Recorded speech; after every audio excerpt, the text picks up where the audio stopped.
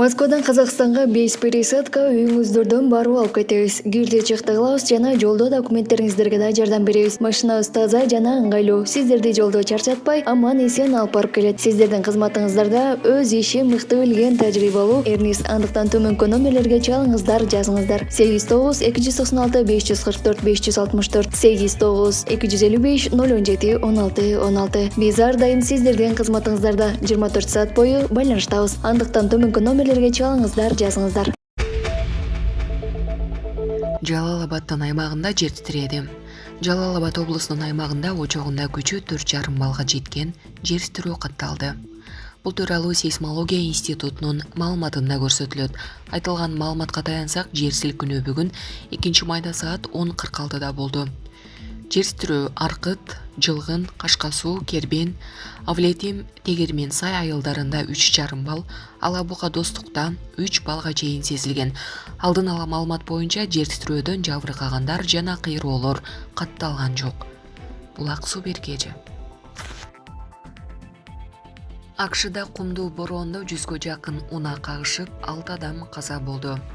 АКШнын Иллинойс штатында кумдуу бороондон улам 100дөй унаа кагышып, 30 адам жаракат алып, 6 адам каза болду. Бул тууралуу жергиликтүү полиция кызматкерлери маалымат каражаттарына билдиришкен. Ага ылайык чаңдуу бороондо 60тай жеңил унаа, 30дай жүк ташуучу унаа кагышып, анын экөөсү күйүп кеткен. Учурда бизде 30дан ашык жабырлануучу жана 6 адамдын каза болгондугу тууралуу маалымат бар. Кырсыктан жаракат алгандар 2 жаштан 80 жаштагы чейинки жарандар. Алардын баары ооруканага жөнөтүлдү деп айтылат маалыматта. Беле кетсек, кырсыкка фермердик эгин таласындагы топуракты учуруп кеткен шамал себеп болгон. Мындан улам кумдуу бороон башталып, жолдор көрүнбөй калган. Булак суу беркежи. АКШда 28 жаштагы кыргыз жаранын адам өлүмү катталган жол кырсыкка шектелүүдө. АКШнын Небраска штатында кыргызстандык жарандын катышуусундагы жол кырсыктан 2 адам каза болду. Бул тууралуу Денвер 7 аттуу басылма жазды. Маалыматка ылайык, 27 апрелде саат 12:15 чамасында 28 жаштагы кыргыз жараны катышуусунда жол кырсыгы катталган.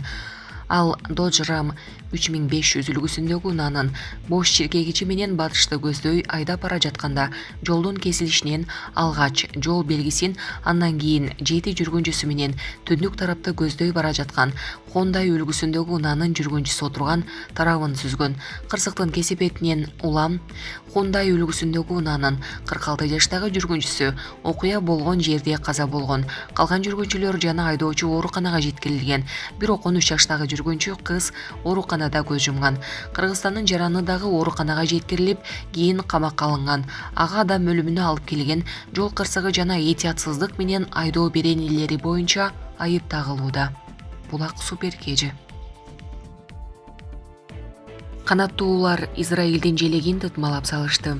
Социалдык тармактарда Израилдин желегин канаттуулар жулмалап жаткан видео тарады. Кадрда көрүнүп тургандай, бир нече канаттуулар Израиль өлкөсүнүн башкы атрибуту болгон туусун тытмалап, жулмалап, илинип турган жеринен түшүрүп салганын көрүүгө болот. Аталган видео качан жана кайсыл жерде тартылганы белгисиз. Беле кетсек, Израиль жакынкы чыгышта жайгашып, жөөттөрдүн еврей мекени катары саналып келет. Аны иудейлер, христиандар жана мусулмандар библиялык ыйык жер деп эсептешет.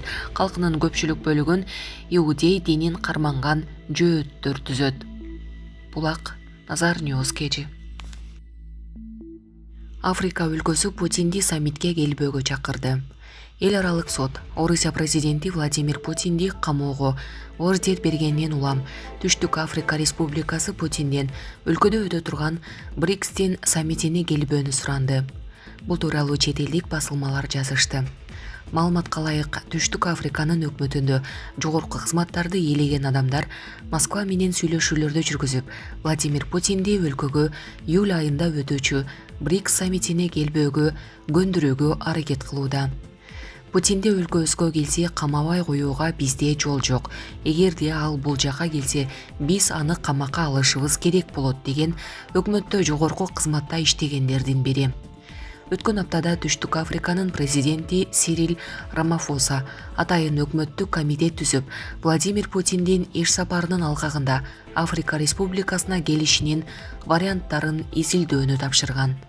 2023 жылдын мартында Гагадагы эл аралык кылмыш соту Владимир Путин менен Орусиянын балдар акыйкатчысы Мария Львова-Белованы, украиналык балдарды өлкөнүн оккупацияланган аймактарынан депортациялаган деген айып менен камакка алууга ордер чыгарган. Түштүк Африка Республикасы Рим статутун ратификациялаган 120 өлкөнүн катарына кирет. Булак супер кеже. Россия Судандан өзүнүн жана кымыш өлкөлөрүнүн жарандарын алып чыгууда. Россия өзүнүн жарандарын дипломатиялык миссиясынын коргоо министрлигинин өкүлдөрүн, кымышы жана башка мамлекеттердин атуулдарын Судандан алып чыгып жатат. Бул туурасында РИА Новости кабарлады. Россия президентинин чечими менен РФтин коргоо министрлиги Судандан россиялык дипломатиялык миссиянын коргоо министрлигинин өкүлдөрүн жана алардын үй бүлөлөрүн Россиянын кымышыга мүчө өлкөлөрдүн жана бир катар достук мамиледеги өлкөлөрдүн өтүнүч менен кайрылгандан кийин жарандардын мекенине кайтарууга көмөктөшүп жатат деп айтылган министрликтин маалыматында. Элди ташып чыгып кетүү үчүн Россиянын космостук аба күчтөрүнүн 4 аскердик учагы пайдаланылып жатат. Буга чейин кабарланган маалымат булагы Судандын Хартум шаарында Россиянын элчилигиндеги 203 адамдын эвакуациясы тууралуу билдирген эле. Анын айтымында учактар Каирге жеткен. Аталган шаардан май куюп алып, андан соң Москвага жөнөп кетет. Эске салсак, 2023 жылдын 15 апрелинен тарта Суданда тез арада аракетке келүүчү күчтөр менен башында Мухаммед Хамдан Даглу турат регулярдуу армия кармашып жатат. Каршылашкан тараптар ар кемиси ЖМКларда, соц тармактарда маалыматтык кампаниясын жүргүзүп, кайсы объектилерди каратып алгандыгын айтып, жана ийгиликтерин өз-өзүнчө жар салууда. Аталган өлкөнүн саламаттык сактоо министрлигинин маалыматына таянсак, кагылыштан көз жумгандардын саны 600 адамга чукулдап калды. Судандагы дүйнөлүк саламаттык сактоо уюмунун өкүлү 459 киши каза таап, 4072 жарадар болгонун кабарлады. Булак Спутник кеже.